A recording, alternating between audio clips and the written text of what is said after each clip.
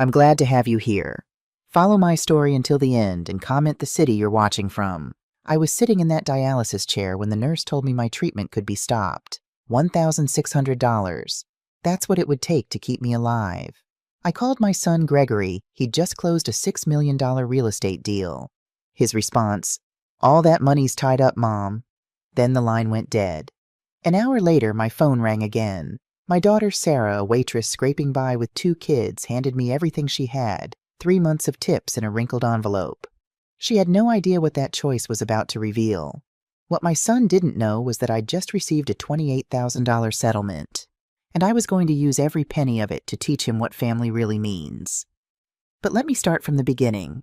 The dialysis machine hummed its familiar rhythm, a sound I'd come to know as well as my own heartbeat. 4 hours, 3 times a week, watching my blood leave my body, get cleaned, and come back. 18 months of this routine, and I still wasn't used to it. Portland's autumn rain drummed against the windows of the clinic. October always felt heavy here, like the sky was pressing down on everything. I'd lived in this city for 45 years, raised 2 kids here, spent 32 years as an ER nurse at St. Mary's Hospital. This city was in my bones, just like the exhaustion that came with kidney failure. "Looking good today, Mrs. Martinez," Beth said, checking the machine's readouts. She'd been my dialysis nurse for the past year, and before that we'd worked together in the ER at St. Mary's. 20 years side by side holding patients' hands through their worst moments. Now she was holding mine. "Thanks, Beth." My voice came out tired. It always did after 3 hours attached to this machine. She glanced at the TV mounted in the corner. The local morning news was on some ribbon-cutting ceremony. "Isn't that your son?" I looked up. There he was, Gregory Martinez, 45 years old, standing in front of a massive glass building. His charcoal suit probably cost more than my monthly rent. Next to him stood Madison, his wife, blonde and polished, wearing pearls that caught the camera lights like tiny stars. The banner behind them read, "Waterfront Commons, Grand Opening." "Yeah," I said quietly. "That's him." The news anchor's voice filtered through the TV speakers. $6 million mixed-use development that promises to transform Portland's waterfront district. "Mr. Martinez, how does it feel to see this project come to life?"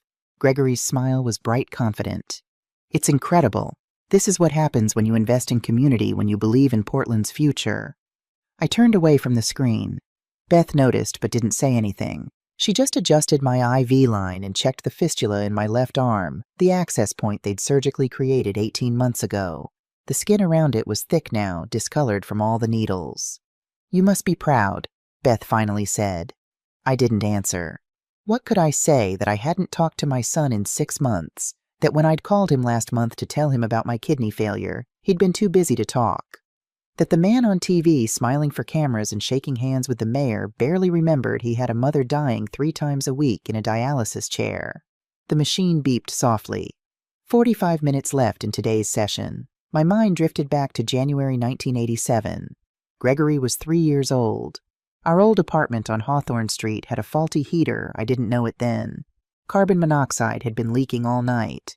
I woke up at 3 a.m. with a headache that felt like my skull was splitting. Something told me to check on Gregory. I found him in his bedroom unconscious. His lips were turning blue. I performed CPR for 8 minutes straight while we waited for the ambulance. His little heart had stopped. I breathed air into my son's lungs with my own breath compressions on his tiny chest, counting out loud, even though my hands were shaking so badly I could barely keep rhythm. When he finally gasped and cried, I held him and promised him something I thought would always be true. "I've got you. I'll always have you." 37 years later, I needed $1,600 to stay alive, and my son, the boy whose life I'd breathed back into existence, couldn't find the time to help. The machine beeped again. Beth came over with a clipboard. "Mrs. Martinez, I need to talk to you about your account." My stomach tightened. I'd been expecting this conversation for a week now, dreading it. "What about it?" "There's a balance due, $1,600. The billing office says if it's not paid by Friday—" She paused, her professional warmth cracking just slightly. "We'll have to suspend treatment until it's resolved." Friday, 3 days from now. I checked my bank account that morning. Balance $1,247.33. My nursing pension covered rent, utilities, and groceries barely. Medicare paid for 80% of dialysis. But that last 20%, the copay's the catastrophic coverage gap that kicked in after you'd spent too much that was on me. I'm working on it, I said. Beth's expression softened. She knew what working on it meant when you were 70 years old and living on a fixed income. I know. I'm sorry. It's not my call, but if you need resources, I can give you some numbers. Payment plans, charity care. I'll handle it. She nodded and walked away. On the TV, Gregory was shaking hands with investors. Someone handed him a giant pair of scissors for the ribbon cutting. Madison stood beside him with her hand on his arm, smiling that smile people wear when they know they're being photographed. $6 million. I needed $1,600. The machine beeped one final time. Beth returned to begin the disconnection process. She stopped the blood flow, removed the needles with practiced gentleness, and applied pressure to the fistula. My arm was a roadmap of scars. Now 18 months of needles will do that to you. All done, Beth said. See you Thursday. If I'm still welcome, I thought, but I just nodded. I stood slowly. 4 hours in a chair leaves you weak, dizzy. The world tilted slightly as I steadied myself against the armrest and headed for the exit. Past the other chairs, 12 of them all occupied. Past people who looked like me, old tired, living on the edge of a system that kept them alive but didn't care if they could afford it. The rain started heavier as I reached my truck. My 2008 Ford F-150 rust on the fender, a cracked windshield I'd been ignoring for 2 years. I climbed into the cab and sat there with the engine off, staring through the rain-blurred windshield at the clinic's front door. I could skip Friday's treatment, buy myself another week to find the money. But my nephrologist had been clear. Miss even one session, Mrs. Martinez, and you're gambling with your life. Toxins build up fast. Confusion, exhaustion, heart problems. It compounds quickly at your age. Or I could call Gregory. My phone sat in the cup holder. I picked it up, scrolled through my contacts. His name stared back at me. We'd grown apart, that's what people say when they don't want to admit the truth. That someone you loved stopped making time for you, and you stopped fighting for their attention. But this wasn't about attention. This was about survival. I thought about the TV screen, about Gregory's suit and his smile and his $6 million building, about Madison's pearls and the champagne glasses and the mayor's handshake. I thought about January 1987, about breathing air into my son's lungs, about the promise I'd made while sitting on the curb outside our apartment, both of us covered in soot from the smoke the paramedics had cleared from our home. I've got you. I'll always have you. My hand tightened around the phone. Maybe it was time to see if he remembered. I sat in my truck in the clinic parking lot, rain drumming on the hood, and pressed call. The phone rang once, twice, 3 times, 4. When Gregory answered, I could hear celebration in the background. Laughter, clinking glasses, someone calling his name. His voice came through bright and distracted like I'd interrupted something important. Hey, Mom, hold on. The phone muffled. I heard him talking to someone, his voice distant but animated. More laughter, the clink of glass on glass. Rain drummed harder on the truck's roof. I waited. Sorry. He came back on this line. I'm at the ribbon cutting for Waterfront Commons. What's up? Like I'd called to chat about the weather. I kept my voice level. 32 years working in emergency rooms taught me how to stay calm when everything inside wanted to break. I need to talk to you about something medical. A pause. The background noise swelled, someone calling his name, music starting up. Yeah, you okay? I'm on dialysis now. Have been for 18 months. 3 times a week, 4 hours per session. Silence on his end. Then, Jesus, Mom, I didn't know it was that serious. Of course he didn't know. We hadn't spoken in 6 months. Before that, maybe 3 calls in a year. Birthday, Christmas, Thanksgiving, if I was lucky. It is serious, he said. The clinic needs $1,600 by Friday or they're suspending treatment. More silence. The celebration noise behind him seemed louder now, pressing in. Mom, listen. His tone shifted, became careful. This really isn't a great time. I'm about to meet with the investors. I understand that, but the clinic won't wait. If I don't pay by Friday. You know I don't have that kind of cash sitting around right now. Defensive now. Everything's tied up in the development. Everything. I looked through the rain-blurred windshield at the clinic entrance. Thought about the needle marks in my arm, the 4 hours 3 times a week, the exhaustion that came with kidney failure at 70 years old. This is about my health, Gregory. A woman's voice cut through the noise on his end, smooth, polished, slightly impatient. "Gregory, they're waiting for photos." Madison. "1 second, babe." Gregory's voice muffled again, then back. "Look, Mom, I just closed a $6 million deal. You saw it on the news, right? But every dollar is already allocated. Payroll, contractors, materials, permits. It's all spoken for. The margins are razor thin right now. $6 million. Razor thin margins. $1,600 to keep his mother alive." "Gregory, I gave you life," I said quietly. "Twice. Once when you were born. Once when I breathed air into your lungs when you were 3 years old and your heart had stopped. I need $1,600 to keep breathing now." I heard him exhale sharply. "Don't be dramatic, Mom. You'll be fine. You always are. Look, I really have to go. Madison's giving me the look. I'll call you next week. Okay, we'll figure something out." "Gregory, wait." Click. Dial tone. I sat there with the phone still pressed to my ear. The rain came down harder, turning the windshield into a wall of water. My hand was shaking. I lowered the phone and stared at it.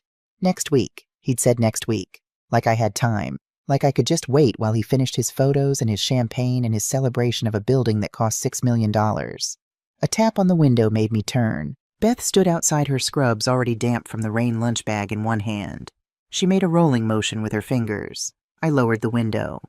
"Mrs. Martinez, you okay?" Was I okay? My kidneys were failing. I was $1,600 away from dying. My son had just hung up on me to take photos with investors.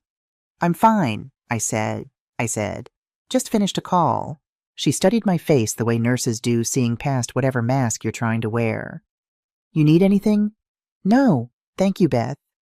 She hesitated, squeezed my shoulder through the open window and walked toward her car. I raised the window and sat in the silence. Something inside me had shifted during that phone call. Not anger. Anger burns hot and fast, then fades. This was something colder. Something that settled in my chest like concrete. For 18 months, I'd told myself Gregory was busy building his empire, making his mark.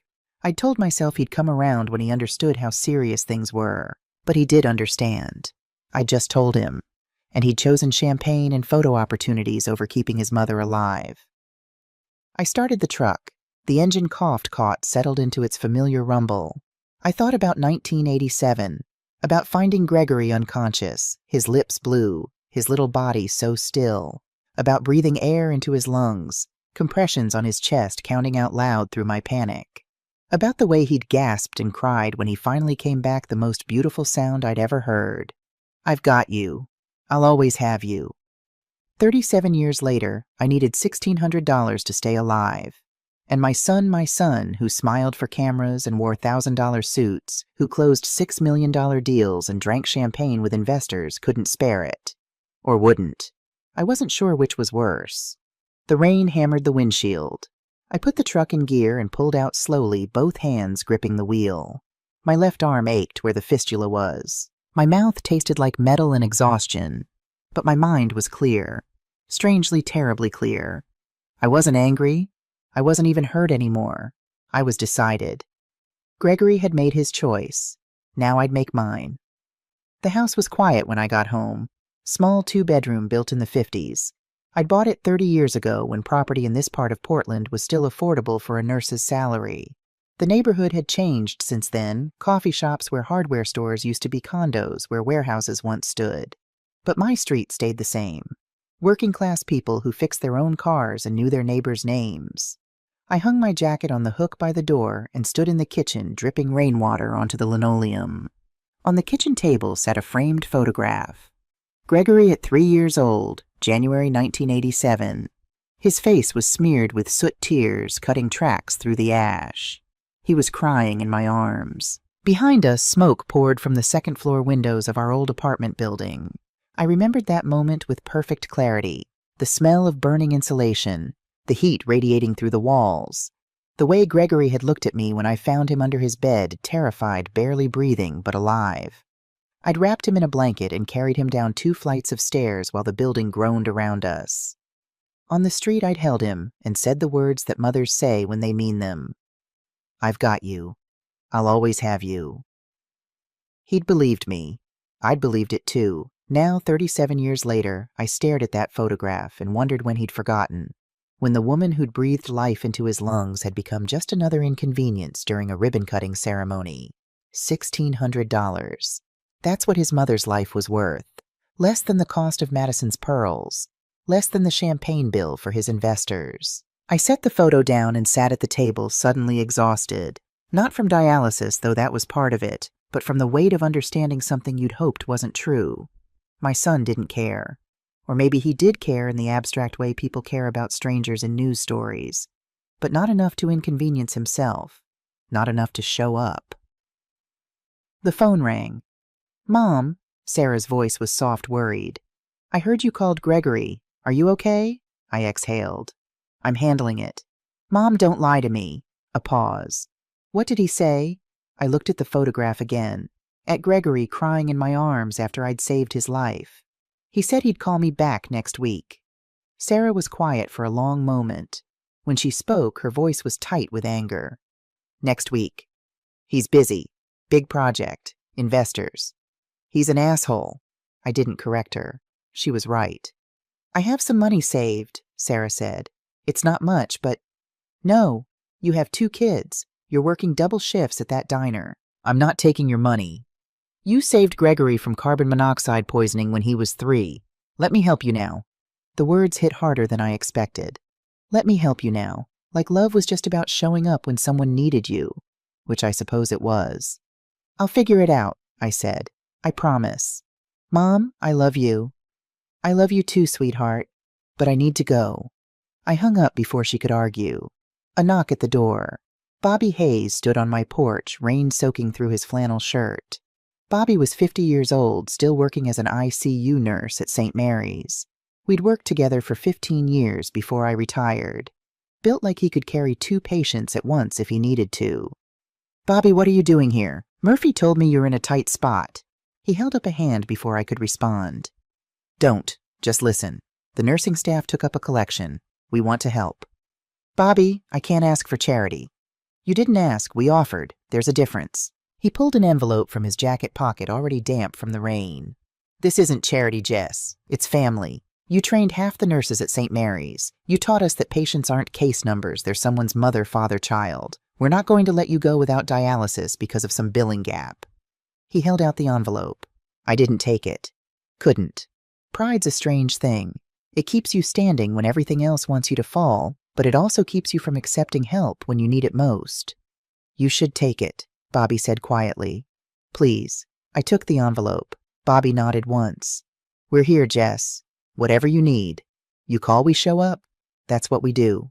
He turned and walked back to his truck before I could say thank you. I went back inside and sat at the kitchen table. The envelope felt heavy in my hands. I opened it slowly. Inside $850 in cash. 20s and 50s folded together. A note on top in Dr. Helen Murphy's handwriting. She was the chief of emergency at St. Mary's, now had been my supervisor for 10 years before I retired. For Nurse Jessica Martinez, from the St. Mary's ER family. You taught us that nursing isn't just a job, it's a calling. No payback required. Just get better. 40 nurses who remember $850 from nurses who made less than $45,000 a year. From people with families' mortgages, their own medical bills. From strangers who'd become family because we'd run into the same emergency rooms, held the same dying hands, whispered the same comforts to the same terrified families. I counted it twice to be sure. Total in my account $1,247.33, plus $850 from the nurses, $2,097.33. I needed $1,600 for the clinic. I was still short. But for the first time that day, I didn't feel alone. I looked at the photograph on the table, at Gregory crying in my arms, at the moment I'd promised to always have him. He'd forgotten that promise. But the nurses at St. Mary's hadn't. They'd shown up. Not with excuses, not with promises to call back next week. With cash in an envelope. With no questions asked. With the kind of love that doesn't need a blood test to prove it's real. I'd find the rest somewhere. Somehow. I had to because the people who'd given me $850 deserved to know their money hadn't been wasted. And because somewhere out there, my son was drinking champagne and cutting ribbons, and I'd be damned if I let him have the satisfaction of thinking I'd died begging. The knock came just after 7 p.m. I'd spent the day at home trying not to think about Friday, about the clinic, about the envelope from St. Mary's nurses on my kitchen counter. $850. Enough for hope, not enough for survival. Still $750 short. I'd made calls, left messages with billing about payment plans, looked into medical credit cards I'd never qualify for at my age and income, searched emergency assistance programs with waiting lists measured in months. Every path led to the same answer: not enough, not fast enough. When the knock came, I thought it might be Bobby or one of the other nurses. I opened the door. Sarah stood on the porch, soaked through. October rain fell hard, relentless. She hadn't bothered with an umbrella. Her Rosie's diner uniform was dark with water, her hair plastered to her face. In her hand, she held an envelope. Sarah. Mom, I know you said no. Her voice was steady, but her eyes weren't. But I'm not taking no for an answer. You need to come inside. You're drenched. She lifted the envelope. Please, just listen. She stepped inside, water pooling on the floor around her shoes. You can't give me money, I said. You have 2 kids, rent, food, Emma's school supplies, Connor's asthma medication. This is 3 months of tips, she said, pushing the envelope toward me. Every shift, every extra hour, I saved it all. I stared at the envelope. Didn't touch it. 3 months. Sarah worked at Rosie's Diner on 82nd Avenue. Breakfast and lunch shifts, sometimes doubles when they needed her. Minimum wage plus tips. She had Emma 8 years old and Connor 6. Their father was gone. Child support came sporadically when it came at all. She lived paycheck to paycheck in a 1-bedroom apartment where the kids shared a room and the heat only worked half the time. 3 months of tips wasn't spare money. It was survival. Power bills, school clothes, groceries. The difference between making rent and eviction. Sarah, I can't take this. Yes, you can. She took my hand and pressed the envelope into it. Her fingers were cold and wet and shaking slightly. You taught me something, Mom. Family shows up. Not with excuses. They just show up. Her eyes shone with tears she refused to let fall. Gregory didn't show up, she said quietly. So I am. The envelope felt impossibly heavy. My kids will be fine, she continued. We'll eat spaghetti for a month if we have to. We've done it before. But you won't be fine without dialysis. So take it. Please. I looked at her. Really looked. Sarah was 38 years old, 20 years younger than Gregory. Same father, different mother. My first marriage had ended when Gregory was 5. I'd met Sarah's father a year later. That marriage lasted longer but ended the same way. Divorce. But Sarah had inherited the best of me. Stubbornness, loyalty, the refusal to let people suffer alone. Gregory had inherited the other parts. The distance, the justifications, the ability to walk away. 3 months, I said, my voice cracking. 3 months, she replied. It's enough, right, combined with what you have. I opened the envelope. Inside was cash. 1s, 5s, 10s, some 20s folded carefully sorted by denomination. Tips earned 1 table at a time. 1, how's your day, and forced smile at a time. 1 aching foot and burned hand at a time. I counted it carefully. $850. Exactly $850 in small bills that smelled faintly of coffee and bacon grease and hard work. Sarah, my voice broke. You carried Gregory to the hospital when he stopped breathing, she said. You held my hand in the ER when I broke my arm falling off the jungle gym. You worked double shifts to pay for my community college classes. You showed up our whole lives. Now it's my turn. She hugged me hard. I held her and cried, didn't try to stop it. I love you, Mom, she whispered. I love you too, baby. She left minutes later back into the rain, back to her kids, back to a life that was harder than it should be, made harder by the choice she'd just made to give me 3 months of her financial security. I watched her taillights disappear into the rain, then turned to the kitchen table. 2 envelopes. 1 from nurses who'd become family because we'd saved lives together. 1 from a daughter who'd given everything because I'd shown up for her. Nothing from the son who had everything. I did the math. Balance $1,247.33. Nurses $850. Sarah $850. Total $2,947.33. Clinic bill $1,600. Enough, more than enough. I called the clinic billing office, left a message. This is Jessica Martinez. I'll pay the full balance in cash on Friday morning. Thank you. Then I hung up and sat in the silence of my kitchen. I should have felt relief, gratitude, joy. Instead, I felt clarity. I looked at the 2 envelopes on my table. Nurses earning $45,000 a year had given me $850. A woman serving coffee for minimum wage had scraped together $850 over 3 months, putting her own security at risk. The man who'd closed a $6 million deal yesterday had given nothing. Not a call, not a follow-up text, not a second thought. My son had chosen champagne and cameras over his mother's life. My daughter had chosen her mother over financial security. The nurses had chosen family over comfort. Gregory had chosen himself. I sat there as night settled fully over Portland rain still drumming on the roof and understood something I should have learned years ago. Blood doesn't make you family. Showing up does. Gregory was my son by birth. Sarah and the nurses at St. Mary's were my family by action. By love that didn't need ceremonies or excuses or convenient timing. I'd survive Friday. Dialysis would continue. My kidneys would keep failing, but I'd keep breathing. But this wasn't over, because my son needed to learn what I'd failed to teach him. You don't walk away from people who love you and expect them to be there when you finally decide to return.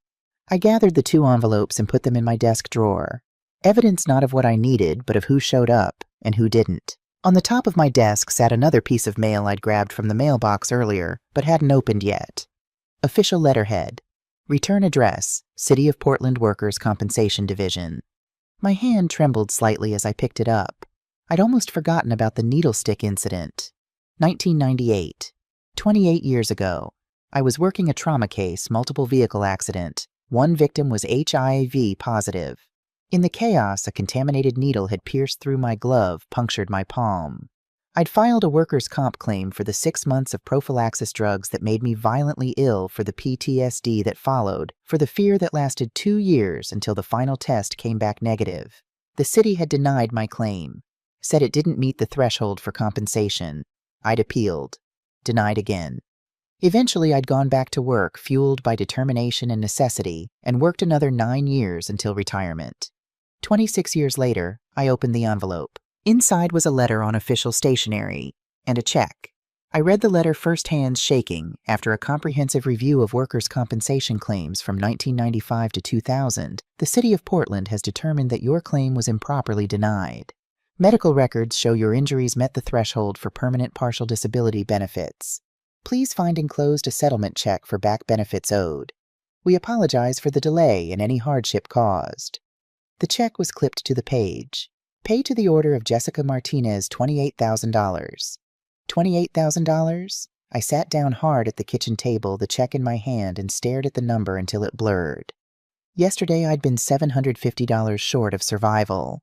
Today I had $28,000 on my table, plus the $1,347 left over from the nurses and Sarah's money. $29,347. More money than I'd seen at once in a decade. This changed everything. I didn't need Gregory anymore. Didn't need his promise to see what he could move around next week. Didn't need to hear Madison in the background talking about photos. Didn't need to wait for him to decide if his mother's life was worth $1,600. I was free. Free to keep going to dialysis. Free to pay my bills. Free to breathe. And then the thought formed cold and clear. Free to find out what else my son had lied about. I picked up my phone and scrolled until I found the name. Vincent Torres. Vincent had helped me with the workers' comp appeal back in 1998, former JAG officer, now a private attorney. We'd stayed in touch over the years. Christmas cards, the occasional phone call to catch up. I pressed call. He answered on the 3rd ring. Jessica Martinez, I was wondering when you'd call about that settlement. Just opened it, I said. Took them long enough, 26 years. What are you going to do with it? I looked at the check, at the 2 envelopes in my desk drawer, at the photo of Gregory at 3 years old crying in my arms after I'd saved his life. Vincent, I said slowly, I need you to look into someone's finances. His tone shifted immediately. Who, my son? Silence on the line. Then Gregory the developer. That's right? Jessica, Vincent hesitated. Why would you investigate your own son? I thought about the phone call. about Gregory's distracted voice, about Madison saying they were waiting for photos, about next week and razor-thin margins and everything's tied up, about $6 million and $1,600 and the difference between them. Because I need to know if he lied about more than money, I said. Another pause. If I do this, I'll find things you might not want to know. I want to know. This kind of investigation takes time and money. I looked at the check again. I have $28,000 on my kitchen table, Vincent, however much it takes. He exhaled slowly. All right, but I'll ask one last time, are you sure about this? I thought about Gregory at 3 years old, about breathing life into his lungs, about promising to always have him, about 37 years of being his mother, of loving him, of believing the best in him, even when the evidence said otherwise.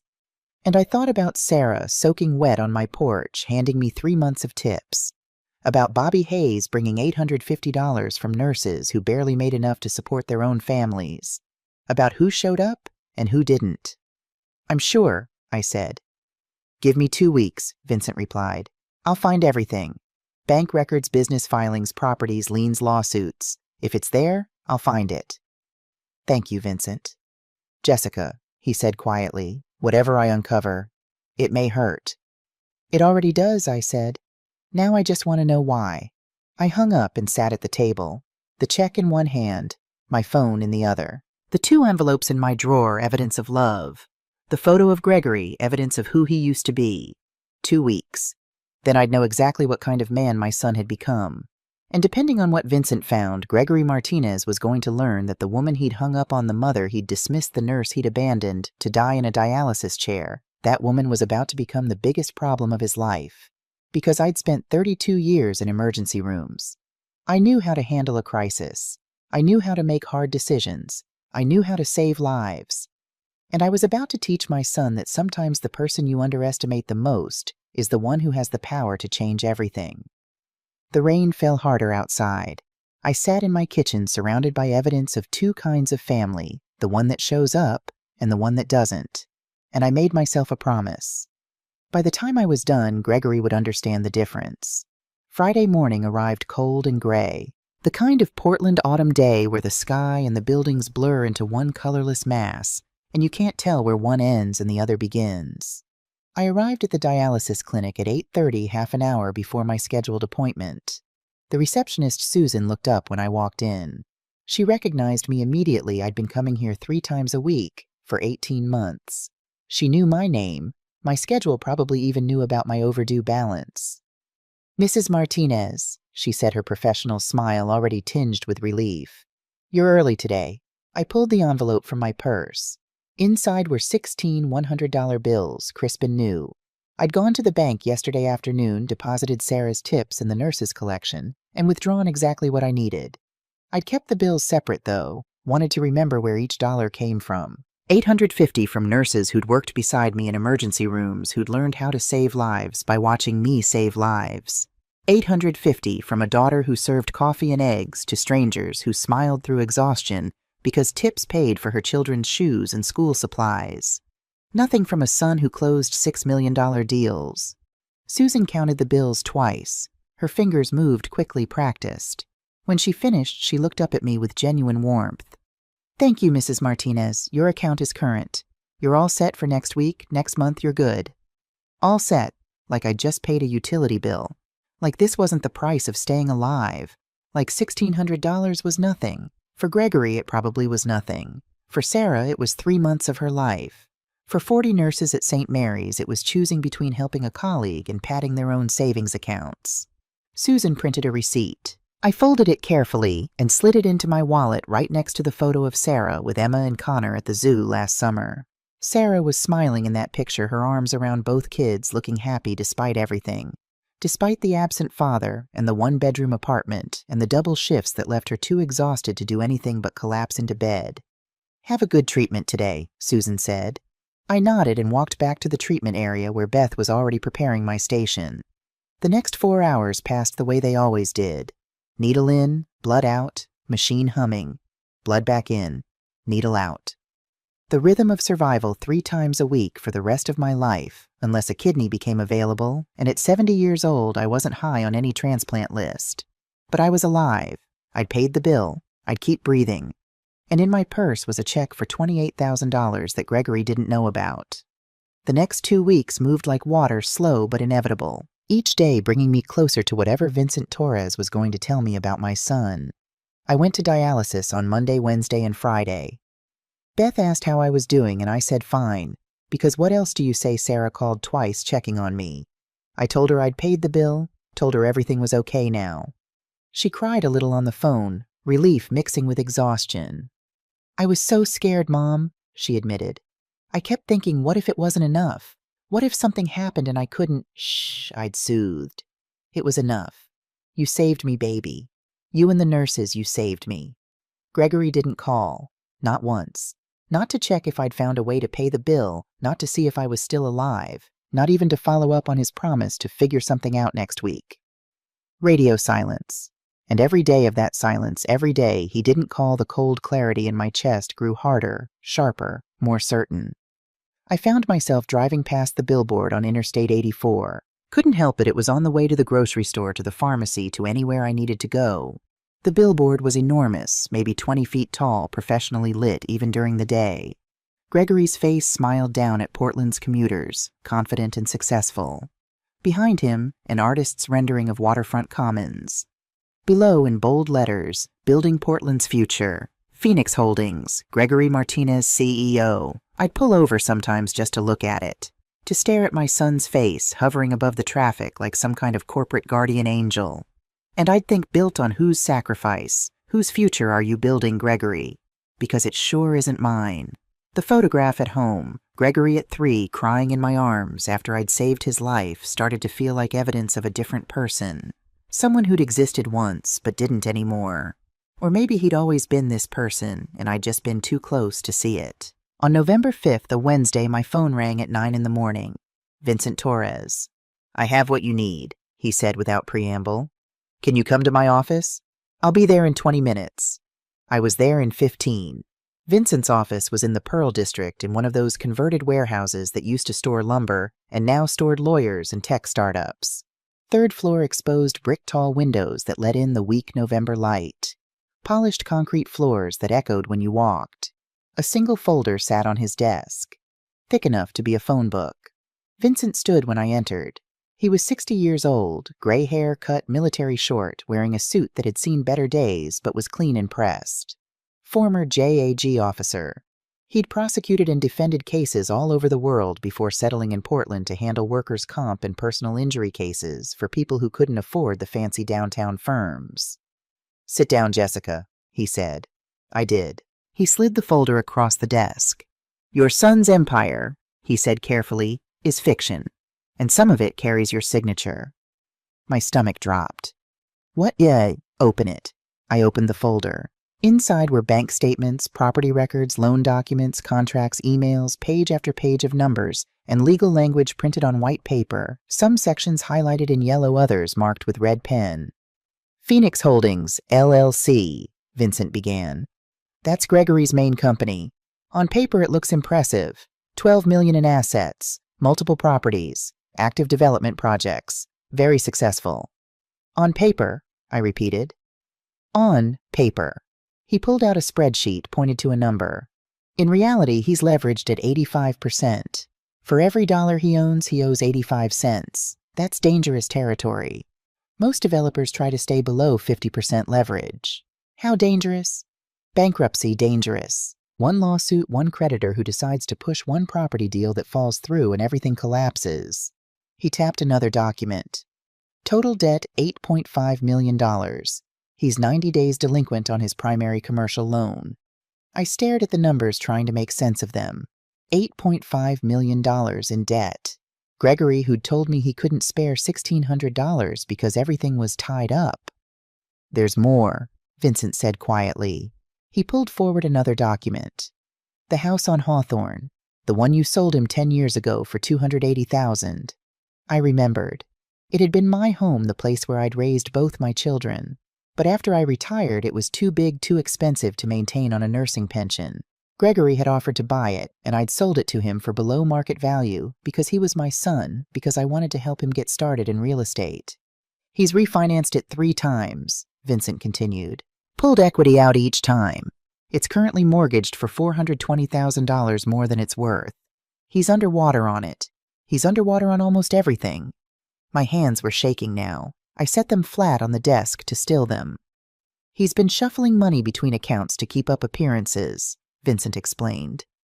Moving funds from one property to another, refinancing constantly using Peter to pay Paul. It's a shell game, and it's about to collapse.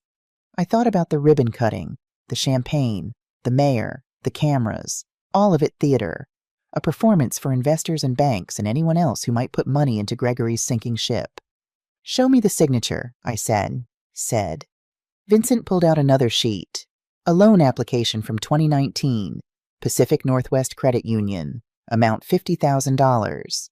And there at the bottom a signature that was supposed to be mine. I stared at it. The handwriting was close, very close. The J swooped the same way mine did. The M had that little extra loop, but it wasn't mine. I knew my own signature. I hired a handwriting expert, Vincent said. He placed another document on top, an analysis report with side-by-side comparisons, arrows pointing to discrepancies, technical language about pressure points and stroke patterns. The signature's forged, Vincent confirmed. Good forgery Gregory probably practiced until he could fool a loan officer, but it's not yours. He forged my signature. My voice came out flat, emotionless.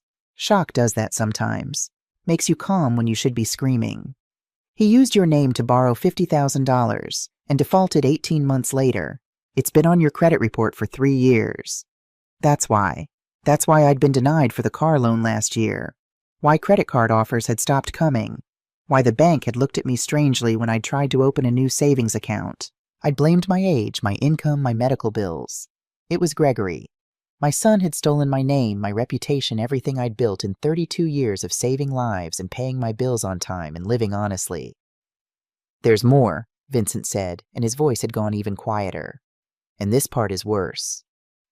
He produced a land deed, Waterfront Commons, the property where Gregory had just cut a ribbon where his $6 million development was rising from the ground. He bought this land in 2022 for $400,000, Vincent explained. Market value was closer to $900,000. He got it for less than half its worth. How? Vincent's jaw tightened. Pressure. The previous owners were Harold and Margaret Sullivan, both in their 80s. Gregory told them the city was planning to condemn the property, showed them fake documents, very convincing fake documents about eminent domain proceedings, said if they didn't sell immediately, they'd lose everything through condemnation and get even less money. My hands curled into fists on the desk. They believed him, Vincent continued. Sold the property, moved to Arizona to be near their daughter. 6 months later, they learned the truth. There never was any eminent domain proceeding. They tried to sue. Gregory's lawyers buried them in motions and delays until they ran out of money for legal fees. I couldn't speak, couldn't move. My son, the boy I'd breathed life into, the man I'd raised to be honest and kind and decent, had terrorized an elderly couple, had stolen their property through lies and fake documents. Harold Sullivan, Vincent said softly, died last year. Heart attack. Margaret is in a nursing home now. Dementia. She probably doesn't even remember what happened. The room felt too small suddenly, too hot. I could hear my pulse in my ears, feel it throbbing in the fistula in my arm. There's one more thing, Vincent said, and I need you to prepare yourself. He pulled out a thick stack of papers bound with a clip. Rebecca Kane. Does that name mean anything to you? I shook my head. She was Gregory's business partner, 50-50 ownership of Phoenix Holdings. This was back in 2018. Rebecca is the daughter of Dr. Diane Kane. The name hit me like a physical blow. Dr. Kane, from St. Mary's, you knew her. We worked together for 20 years. She delivered over 2,000 babies, retired in 2010. My voice cracked. She died 6 years ago. Pancreatic cancer. Vincent nodded slowly. Rebecca invested $400,000 in Phoenix Holdings. Everything she had, her savings, her retirement fund, a home equity loan.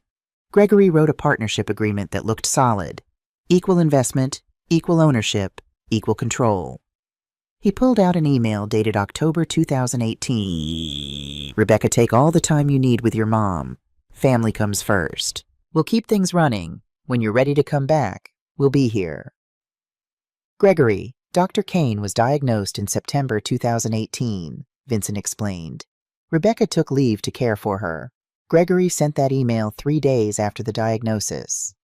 That sounds supportive, I said, though something in Vincent's tone told me it wasn't. Dr. Kane died on November 3rd, 2018. Funeral was November 6th. Vincent pulled out another document. Gregory scheduled a mandatory board meeting for November 6th at 10 a.m., the same time as the funeral. The partnership agreement, Vincent continued, stated that missing any board meeting without 48 hours advance notice constituted voluntary forfeiture of ownership stake. Gregory sent the meeting notice 72 hours before the funeral, technically legal. Rebecca missed the meeting because she was burying her mother. My breath caught in my throat. 2 days later, Rebecca received a letter from Gregory's lawyer. She'd forfeited her ownership. Gregory kept everything, her $400,000, her stake in the company, everything. She hired a lawyer, but the partnership agreement was airtight. Gregory's lawyers had written it that way from the start. Vincent showed me a photo. Rebecca Kane, 47 years old in the picture, but she looked older, worn down, gray hair, exhausted eyes. Rebecca lost everything, Vincent said. Her investment, her business, her marriage. Her wife left 6 months after the lawsuit failed, burned through her remaining savings on legal fees. No hospital would hire her after the lawsuit, worried about the publicity. She drives for Uber now, 12-hour night shifts 6 days a week, lives in a studio apartment in Gresham. I stared at Rebecca's photo, Dr. Diane Kane's daughter. I remembered Diane, brilliant, compassionate, dedicated. She'd taught me how to handle complicated births, how to stay calm when everything went wrong, and Gregory had used her death to steal from her daughter. He even sent flowers to the funeral, Vincent added quietly. The card said deepest sympathy. Something broke inside me then. Not anger. Anger is hot and chaotic. This was cold and surgical. The same feeling I used to get in the ER when a patient was coding and I needed to be calm, needed to make decisions that would mean life or death. Is there more? I asked. References to offshore accounts, Cayman Islands, British Virgin Islands. I can't prove anything without subpoenas, but the pattern is obvious. Money disappears, companies dissolve, new entities appear. The money resurfaces somewhere else. Vincent leaned back. Jessica, your son is drowning. The suits, the billboards, the ribbon cuttings, it's all theater. He's 6 months from total collapse, maybe less. I closed the folder carefully, methodically. I need copies of everything. Already done. He handed me a flash drive. Bank records, business filings, properties, liens, lawsuits, the handwriting analysis, the partnership documents, the Sullivan deed. Everything. It's all here. I took the drive and held it. A tiny piece of plastic that held the truth about who my son really was. What are you planning? Vincent asked.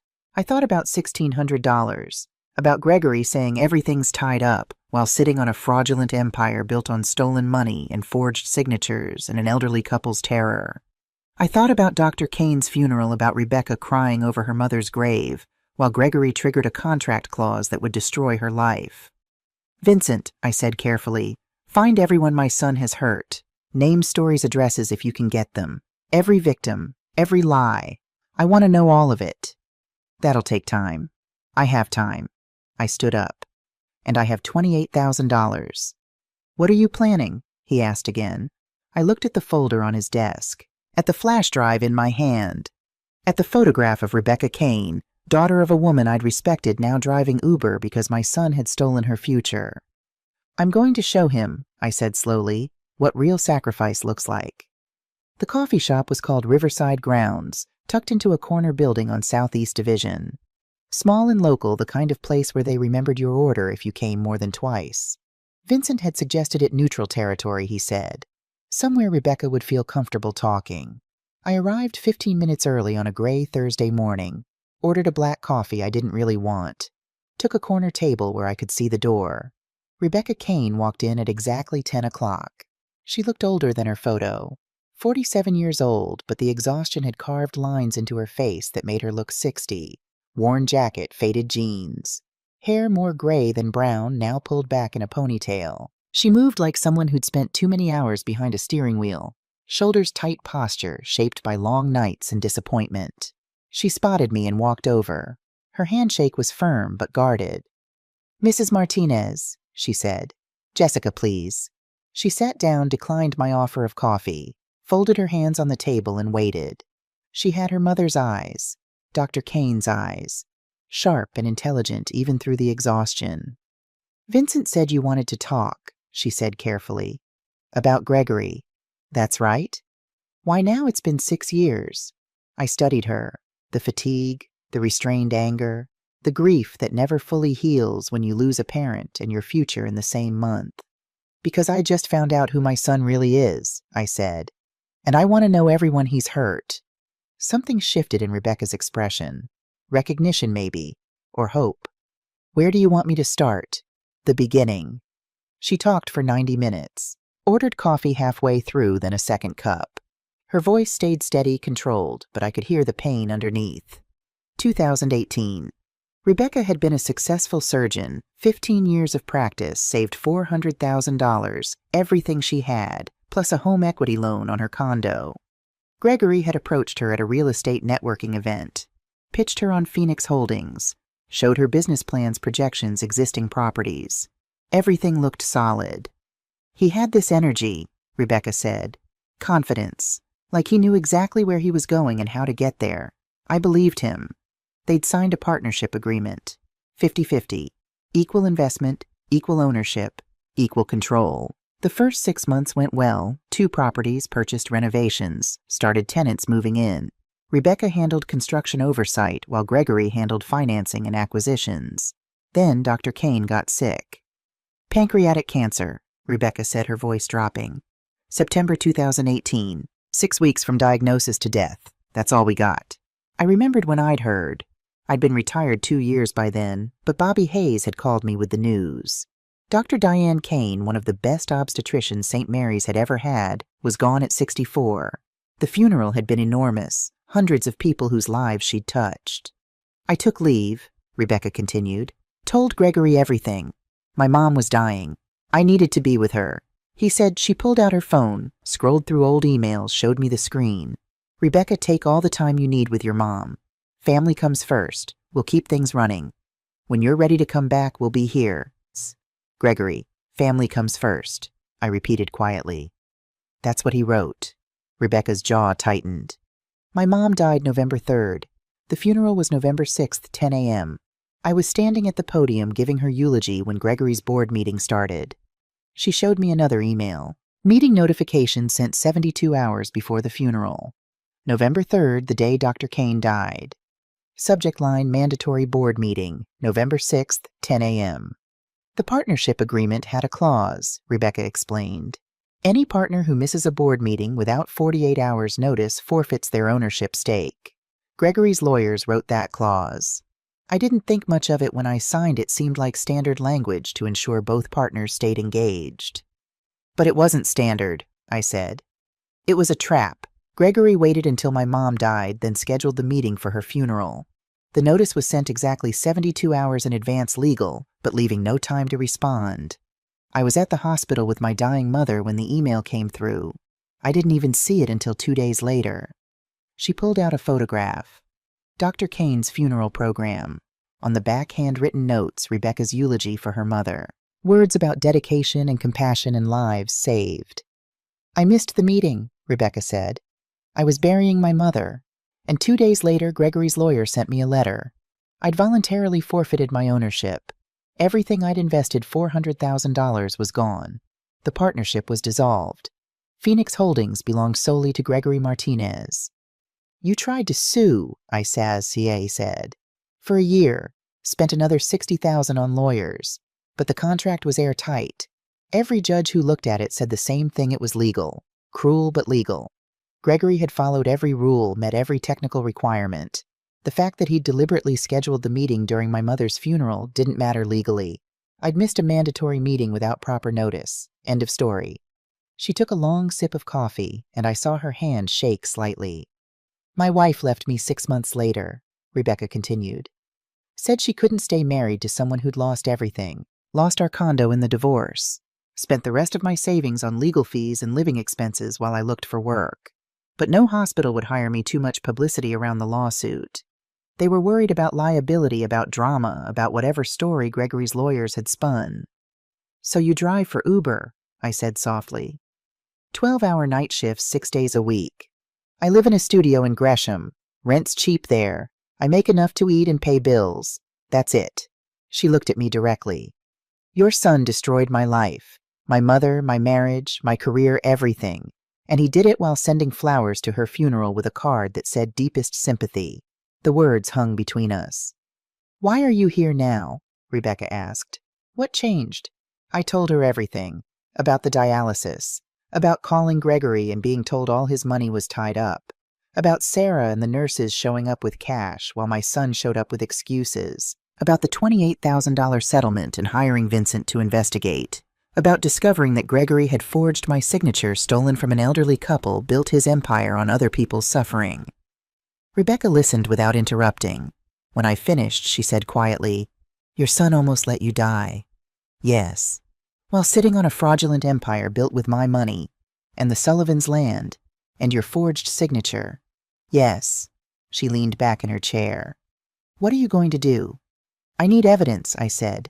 "People willing to testify. Documents. Everything." "I kept it all," Rebecca said immediately. "Emails, contracts, texts, bank statements, meeting minutes. 6 years of evidence. I knew someday it would matter." She looked at me intently. "Would you really go after him? Your own son?" I thought about Gregory at 3 years old. About breathing life into his lungs. About 37 years of loving him, believing in him, making excuses for him. And I thought about Rebecca, whose mother I'd known and respected, now driving Uber 12 hours a day because my son had weaponized her grief. "Yes," I said, "if you'll help me." Rebecca smiled, not a happy smile. The smile of someone who'd waited 6 years for justice. "I've been waiting for someone to ask me that question. When do you want the documents?" "As soon as possible." She pulled out her phone, typed something. "I'll bring them tomorrow. Everything I have." She paused. "Mrs. Martinez, Jessica, thank you. Thank you for believing me. Thank you for caring. My mom used to talk about you, you know. Said you were one of the good ones at St. Mary's. Someone who actually gave a damn about patients." My eyes burned. "Your mother was an exceptional doctor. And an exceptional person." She was. Rebecca's voice cracked slightly. "And your son used her death to steal from me. If you go after him, I want to be there when it happens. I want him to see me. To remember what he did. You'll be there," I promised. "I'll make sure of it." The next afternoon, Rebecca arrived at my house with a cardboard box. Medium-sized but heavy. 6 years of evidence organized in manila folders with labels in neat handwriting.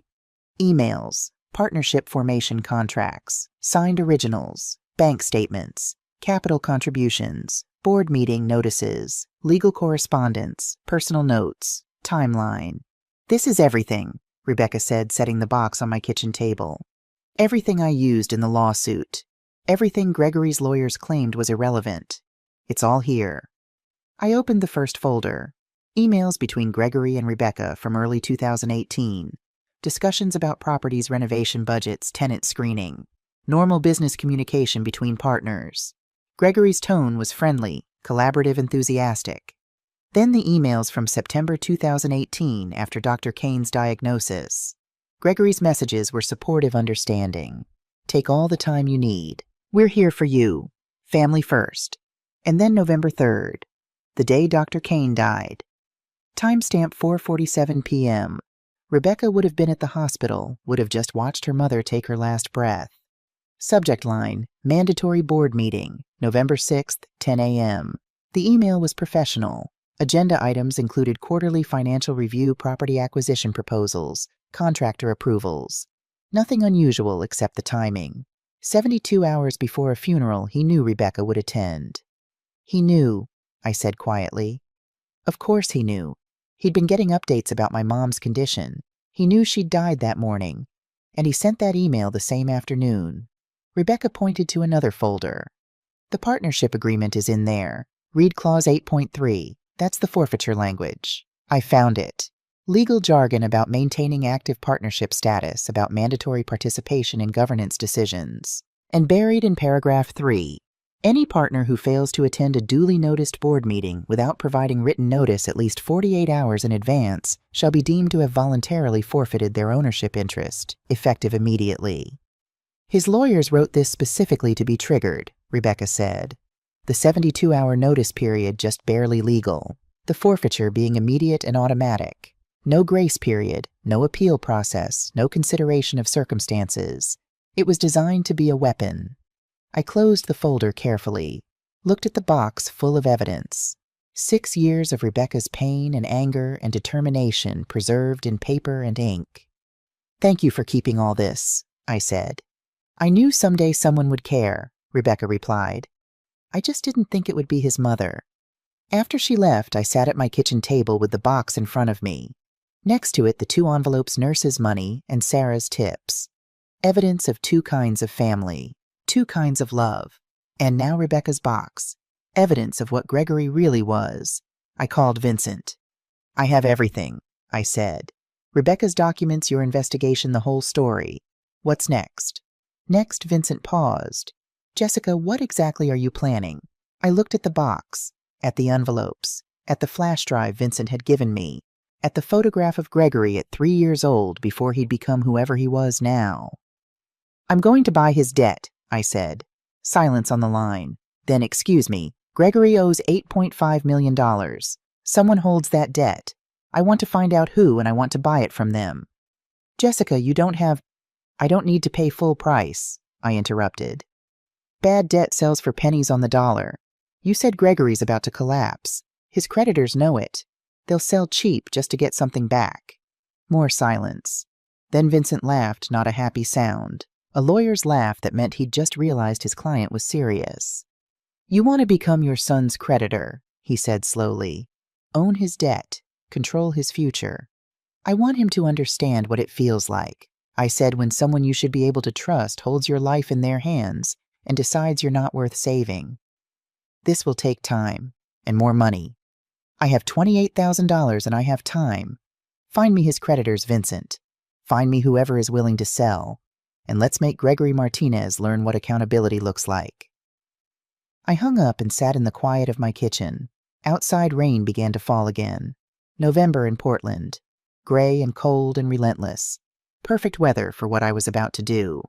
My son had forgotten who I was. Forgotten that I'd spent 32 years making life-or-death decisions in emergency rooms. Forgotten that I'd learned how to stay calm in crisis, how to act decisively when every second mattered, how to do what was necessary even when it hurt. He'd seen an old woman, someone to dismiss, someone whose life wasn't worth $1,600 of inconvenience. He was about to learn the truth. I wasn't just an old woman. I was his mother, the woman who'd given him life twice, the woman who'd breathed air into his lungs when his heart had stopped. And I was about to take away everything he'd built on lies and theft and cruelty and teach him a lesson about family that he should have learned 37 years ago. Vincent called me back 3 days later. It was a Monday morning, and I'd just finished my dialysis session. Beth had asked me how I was feeling. I told her I was fine, which was becoming my standard answer, even when it wasn't entirely true. My phone rang as I was walking to my truck. "I found them," Vincent said without preamble. "Gregory's primary creditor. They're willing to talk." I got into the truck and closed the door against the November wind. "Tell me." "Northwest Pacific Equity. They're a private equity firm out of Seattle. They specialize in distressed commercial real estate loans, buying debt from banks trying to restructure or collect. They currently hold $7.6 million of Gregory's debt. The primary loan on Waterfront Commons plus 2 smaller properties. $7.6 million. Almost all of it. They're 3 months past due on payments," Vincent continued. "Northwest Pacific has been trying to work with Gregory, but he's been stalling refinancing, moving money around. They're getting nervous. The real estate market is softening, and Waterfront Commons is only half completed. If Gregory defaults completely, they'll have to foreclose, finish the construction themselves, and try to sell in a down market. They're looking at major losses." "So they want to sell the debt," I said. "They're willing to consider it, for the right price." "How much?" $2.4 million. I did the math in my head. $2.4 million for $7.6 million in debt. Roughly 30 cents on the dollar. They'd take a massive loss, but at least they'd get something back immediately, instead of gambling on Gregory's sinking ship. I don't have $2.4 million, Vincent. No, he agreed. But Phoenix Holdings does. I sat very still in my truck. Outside, rain started to fall. Light at first, then heavier. The windshield became a blur of water. Explain? I said quietly. Gregory's company has liquid assets. Not a lot, but enough. If we liquidate a few minor holdings, some rental properties that aren't performing well, some equipment, Phoenix Holdings could raise about $2.5 million in cash within a few weeks, maybe 3. But Gregory would notice. Not if we do it through a shell company. We create a separate legal entity, a Delaware LLC. Anonymous ownership, registered agent in Delaware, so there's no public record of who really owns it. That shell company approaches Northwest Pacific as a third-party buyer. We negotiate the purchase, close the deal, and suddenly you own Gregory's debt. Using his own company's money to buy his own debt, I said slowly. Essentially, yes. Phoenix Holdings would be selling off assets to raise cash. That's not unusual. Companies do it all the time to manage cash flow. Gregory might notice the sales, but he won't know where the money's going until it's too late.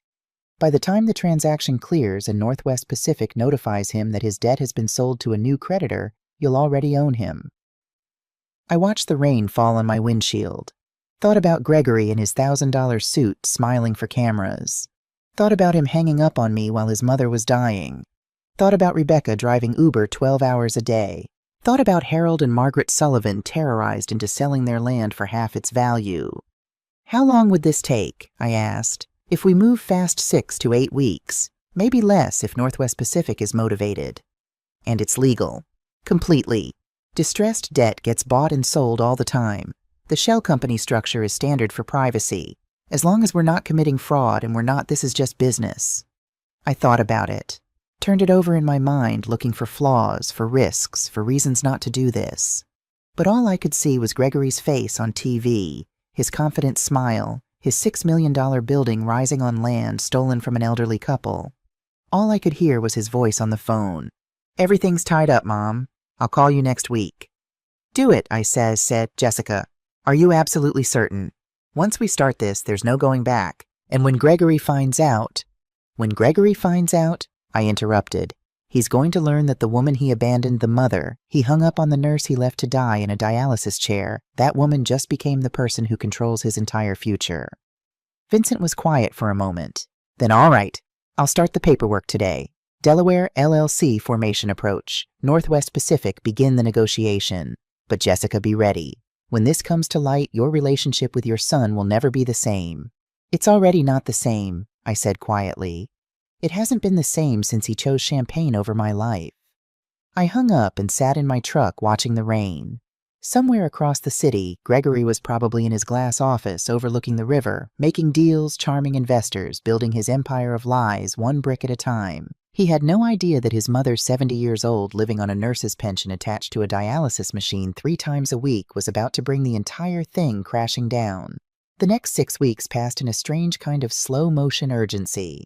Each day felt ordinary on the surface: dialysis on Monday, Wednesday, Friday, grocery shopping on Tuesday, lunch with Sarah and the kids on Sunday, but underneath something massive was shifting. Vincent called me every few days with updates. November 10th, Delaware LLC is formed. I've named it Cascade Capital. Anonymous ownership, registered agent in Wilmington. Completely legitimate, completely private. November 15th, Phoenix Holdings has begun liquidating assets. 3 rental properties in Gresham, some construction equipment, a small commercial building in Beaverton. Gregory's people are handling it as routine cash management. So far, no red flags. November 22nd. Northwest Pacific is interested. They've agreed to an in-person meeting. I'm flying to Seattle tomorrow. November 27th. They're willing to sell for $2.3 million. I negotiated them down. Jessica, this is really happening. December 1st. Cash is raised. Phoenix Holdings has $2.5 million in liquid assets ready to deploy. The transaction is structured. We're ready to close. December 5th. It's done. Cascade Capital has purchased $7.6 million in Phoenix Holdings debt for $2.3 million. The paperwork is being processed now. Gregory will receive notification within 48 hours that his debt has been sold to a new creditor. That last call came on a Thursday evening. I was sitting at my kitchen table with a cup of tea looking at the photograph of Gregory at 3 years old. The little boy who'd trusted me to save him. The little boy I'd promised to always protect. How will he find out? I asked Vincent. Federal lending regulations require notification within 48 hours of any debt transfer. He'll get a certified letter from Northwest Pacific informing him that his debt has been sold to Cascade Capital, LLC. The letter will include instructions for making future payments and a notice that the new creditor has the right to demand payment in full restructure terms or initiate foreclosure proceedings. But the letter won't say who owns Cascade Capital. Not unless you want it to. Delaware LLC ownership is private. All Gregory will see is the company name and a contact address, my law firm. He can try to research Cascade Capital, but he won't find anything. No website, no public records, no way to know who's behind it. I sipped my tea. It had gone cold. When can I tell him? That's up to you. You're the creditor now. You have all the power. You can demand immediate payment, which would force him into bankruptcy. You can restructure the terms, change interest rates, payment schedules, collateral requirements. Or you can request a face-to-face meeting. A meeting, I said. I want him to look at me when he finds out. Then we'll arrange it. There's a mandatory 30-day period before you can take any action that's federal regulation gives the debtor time to understand their new situation. After that, you can do whatever you want, including calling a meeting. 30 days. 1 month for Gregory to sweat to wonder who Cascade Capital was, to realize that his entire empire was now owned by a mysterious entity that could destroy him with a single decision. 1 month for me to plan exactly what I was going to say when I finally told him the truth. Gregory received his notification on Saturday, December 7th. I know because Vincent had a contact at Northwest Pacific who sent him a confirmation when the certified mail was delivered. I didn't call Gregory, didn't reach out, just waited. He called me on Sunday afternoon. I was at Sarah's apartment having lunch with her and the kids. Emma was showing me a drawing she'd made at school, a family portrait with Grandma standing in the center surrounded by everyone else. Connor was building a tower with blocks knocking it down, building it again. My phone rang. Gregory's name on the screen. Sarah saw it. You don't have to answer, she said quietly. But I did. I wanted to hear his voice, wanted to know if he'd figured it out yet. Mom, he sounded stressed, strained. I need to talk to you. I'm listening. Something's happening. Someone's trying to destroy me. They bought all my debt, $7.6 million. I don't know who they are or what they want. The company's called Cascade Capital, but there's no information about them anywhere. No website, no public records, nothing. I kept my voice neutral. That sounds difficult. Difficult, Mom. This is a disaster. They could demand full payment. They could foreclose on everything. They could... He stopped, took a breath. I need help. Financial advice. Legal strategy. Someone to call someone who knows people who might know who Cascade Capital is. Gregory, I said quietly. Do you remember 6 weeks ago when I called you? Silence. I needed $1,600 for dialysis, I continued. You told me everything was tied up. You said you'd call me back next week. You never did. Mom, I was going to... I almost died, Gregory. On my kitchen floor. Sarah found me. My heart stopped twice in the ambulance. I was in ICU for 3 days. You didn't call. You didn't visit. You didn't even send flowers. More silence. And now you need help, I said. Financial advice. Legal strategy. Someone to save you from the consequences of your choices. Mom, please. I'm your son. My son. The words tasted bitter. My son forged my signature on a $50,000 loan. My son stole $400,000 from Dr. Kane's daughter at her mother's funeral. My son terrorized an elderly couple with fake legal documents and stole their land. Which son are you talking about, Gregory, because I don't recognize that person?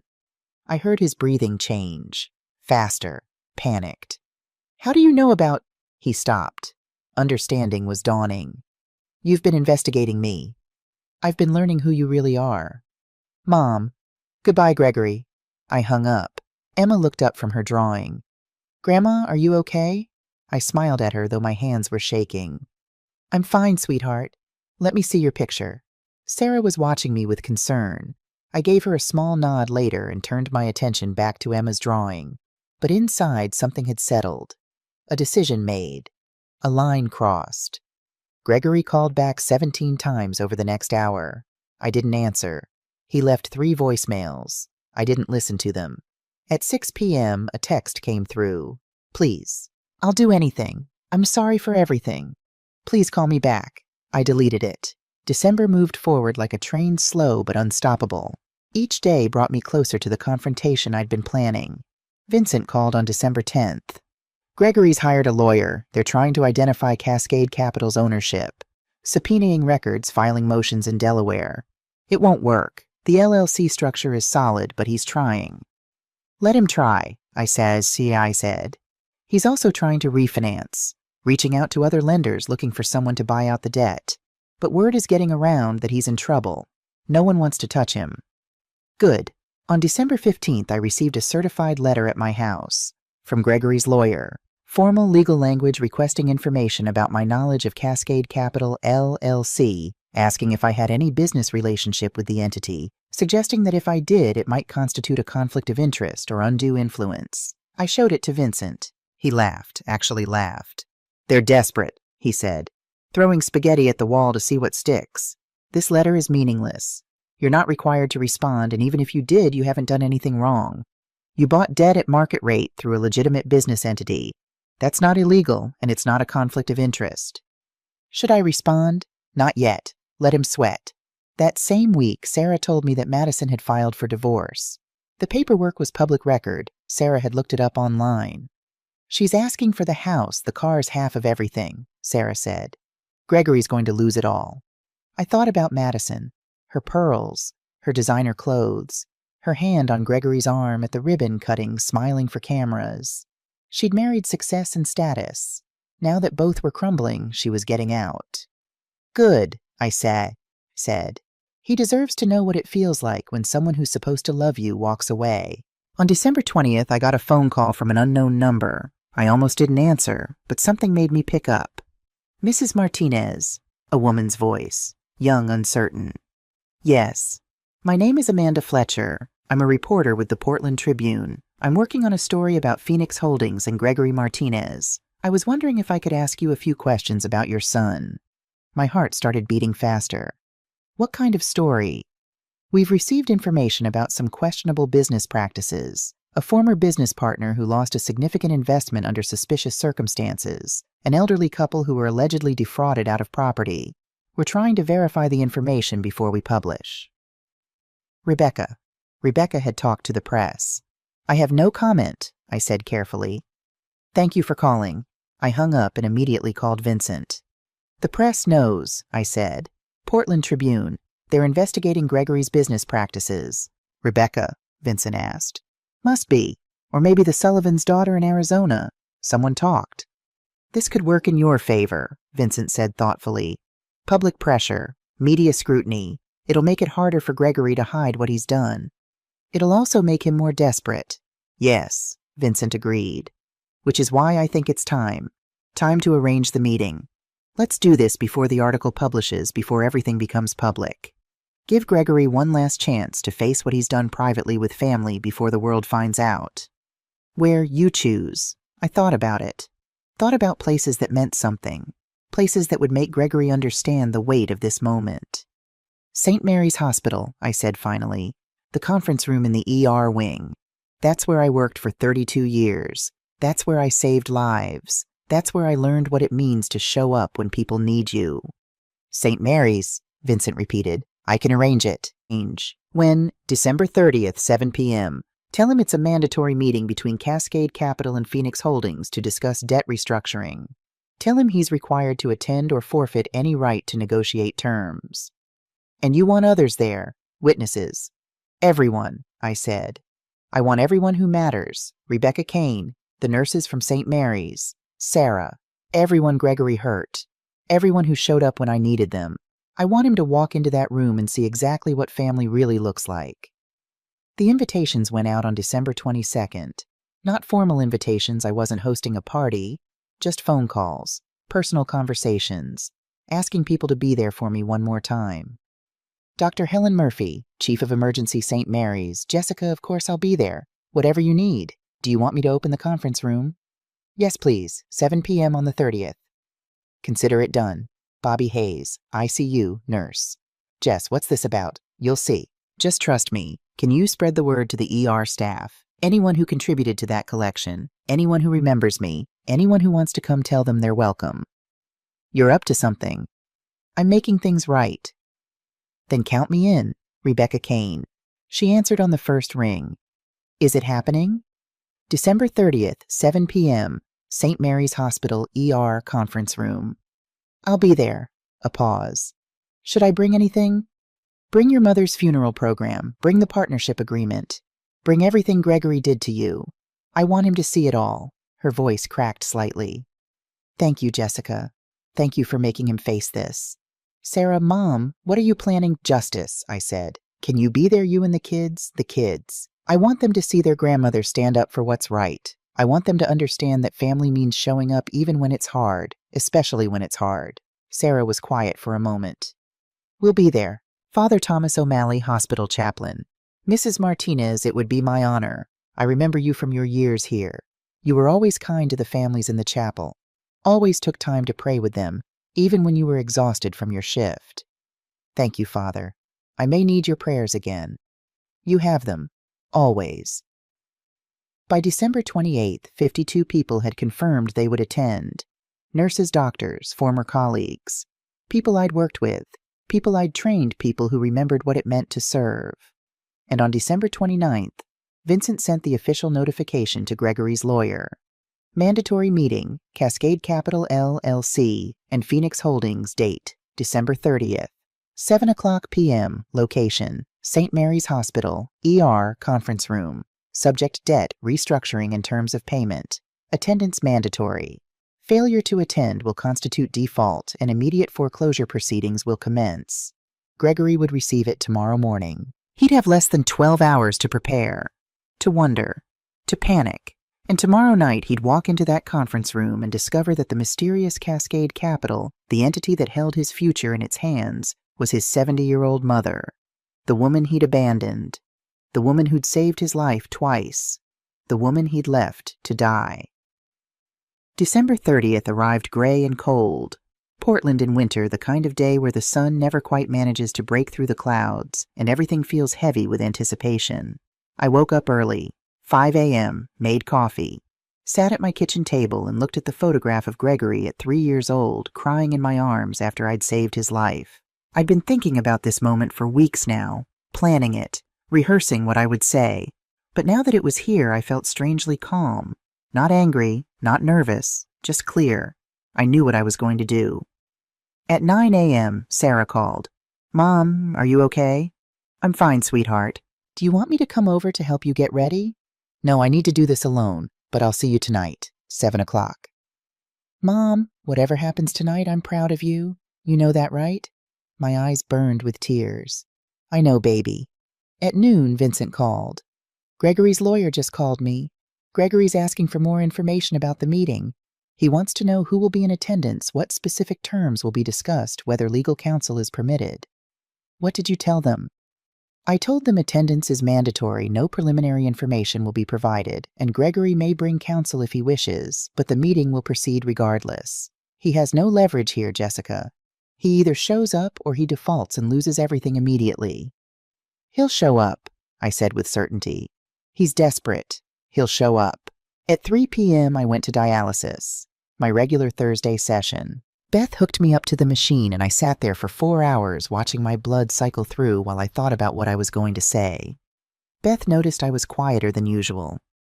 You okay, Jess? I'm about to do something, I said carefully. Something that's going to change everything. Something good. Something necessary. She squeezed my shoulder. Whatever it is, you've got this. You're the strongest person I know. At 6 p.m., I arrived at St. Mary's Hospital. The parking lot was already filling up. I recognized cars, Bobby Hayes' truck, Dr. Murphy's sedan vehicles belonging to nurses I'd worked with years ago. They were coming. They were showing up. I walked through the hospital entrance. The smell hit me immediately, antiseptic and floor wax, and something indefinable that every hospital has. The smell of crisis and healing and life and death all mixed together. I'd walked these halls for 32 years, saved lives here, held hands here, whispered comfort to dying patients and terrified families here. This was my territory, my ground, and tonight I was going to make my son understand what that meant. The ER conference room was on the second floor. Long table, 30 chairs, windows overlooking the parking lot. Dr. Murphy had arranged everything. At the head of the table, a single chair sat empty, reserved for me. People were already arriving, filling the seats, lining the walls. 52 people, maybe more. Every one of them, someone who understood what it meant to show up.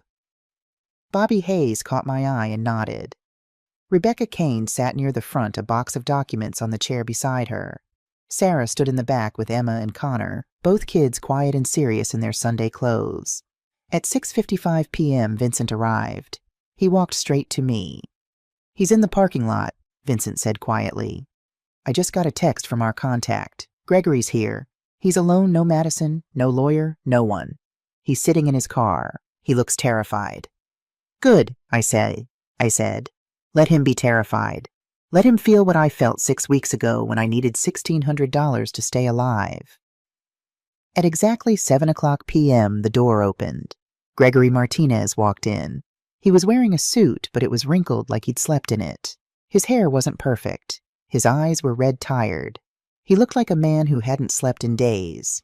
He took 3 steps into the room and stopped. 52 people stared back at him. His eyes swept the room. Confusion, fear, recognition starting to dawn. He saw Bobby Hayes, saw the nurses, saw the doctors, saw Sarah in the back with her children, saw Rebecca Kane with her box of evidence. And then his eyes found me, standing at the head of the table, 70 years old, gray hair, dialysis fistula scar visible on my left arm. His mother. I watched the color drain from his face. "Mom," he whispered. "What is this?" I gestured to the empty chair across from me. "Sit down, Gregory." He didn't move. "I don't understand." "Sit down." He looked around the room one more time like he was hoping this was a dream, like he might wake up and find himself somewhere else. But this wasn't a dream. This was real. This was happening. Slowly, like a man walking to his execution, Gregory crossed the room and sat down. Every eye in the room was on him. Dr. Murphy stood up.